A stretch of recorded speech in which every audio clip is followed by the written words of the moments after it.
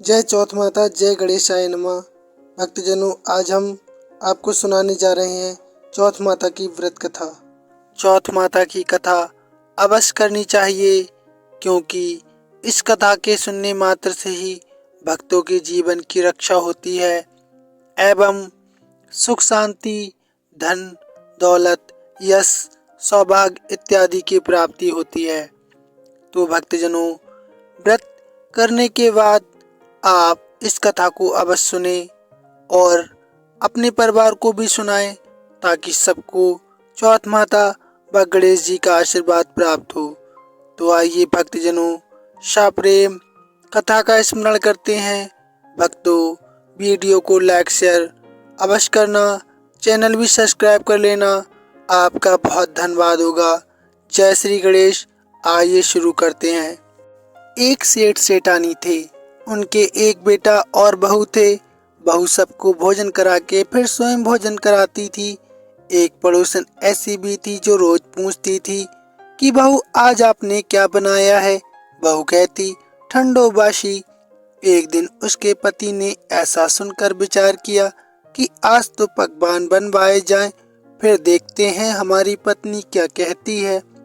उसने तरह तरह के पकवान बनवाए और घर के सभी लोगों ने एक साथ बैठकर भोजन किया। आज फिर पड़ोसन बूढ़ी माता ने पूछा, बहू आपने क्या खाया है। बहू ने फिर जवाब दिया, भाई ठंडोबाशी। सेठ के लड़के ने सोचा, हो ना हो कोई ना कोई तो बात अवश्य है जिससे कि मेरी पत्नी ऐसा बोलती है। वह मन में विचार करने लगा और अपनी पत्नी से पूछने लगा कि तुमसे जब भी वह पड़ोसन पूछती है तो तुम रोज ठंडोबासी खाया ऐसा क्यों कहती हो। आज तो हमने एक साथ बैठकर कई पकवान खाए हैं। उसकी पत्नी बोली, हमने जो भी खाया है वह हमारे माँ बाप की कमाई का है, इसमें आपका कुछ नहीं है। जिस दिन आप कमा कर लाओगे उस दिन मैं समझूंगी कि मैंने ताजा भोजन किया है। अब एक दिन लड़के ने माँ से कहा, मैं एक बड़े शहर में कमाई करने जा रहा हूँ। माँ बोली, बेटा अपने पास इतना धन है, इसे कौन खाएगा, और तुम कितना भी खर्च करो तुम्हें कौन रोकेगा। माँ के मना करने पर भी बेटे ने स्वयं कमाने का दृढ़ निश्चय कर लिया और जाते समय पत्नी से कहा, मैं जब तक वापस लौटकर ना आऊं तब तक तुम चूल्हे में आग मत बुझने देना।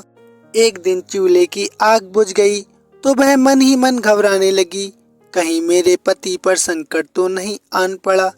उसने मन में विचार किया, जल्दी से पड़ोस के घर जाऊं और आग लाकर चूल्हे में रख दूं। वह पड़ोसन के घर गई।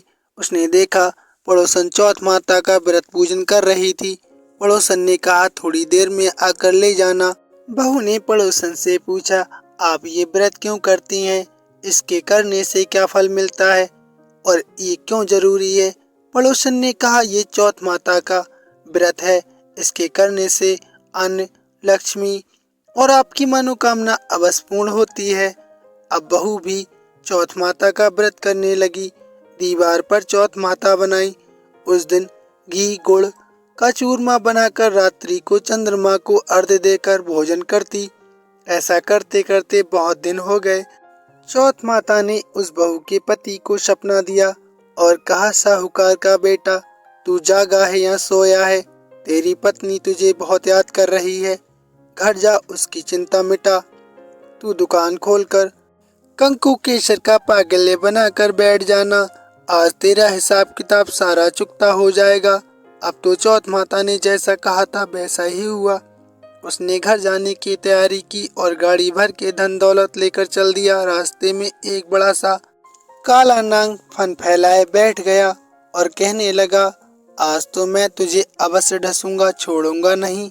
आज तेरी आयु पूरी हो गई है। सेठ ने लड़के से कहा, आज चौथ माता ने मुझे सपना दिया था कि मैं अपनी पत्नी से मिलकर घर आऊं, इसलिए मैं अपने घर जा रहा हूं।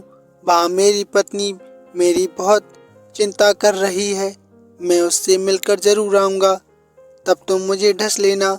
नाग ने कहा, तुम शपथ पूर्वक कह कर जाओ, नहीं तो मैं तुम्हें तुम्हारे घर आकर ढस लूंगा। इस प्रकार सर्प को वचन देकर वह अपने घर पहुंचा। वहां सभी से हंसी खुशी से मिला और भोजन करने उदास होकर बैठ गया।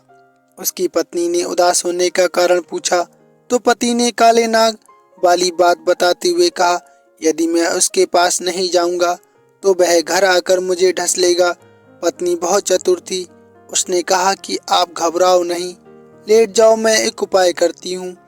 पत्नी ने कमरे की 7 पेड़ी धोई और उन पर उपाय करने लगी।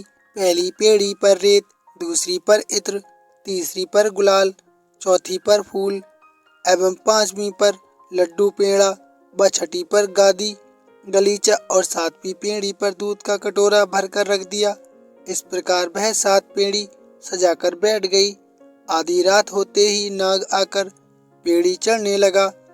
पहली पेड़ी पर रेत में लौट गया और कहने लगा कि सेठ की बहू ने आराम तो बहुत दिया, पर बचनों से बंद कर आया हूँ, सो डसूंगा अवश्य ही।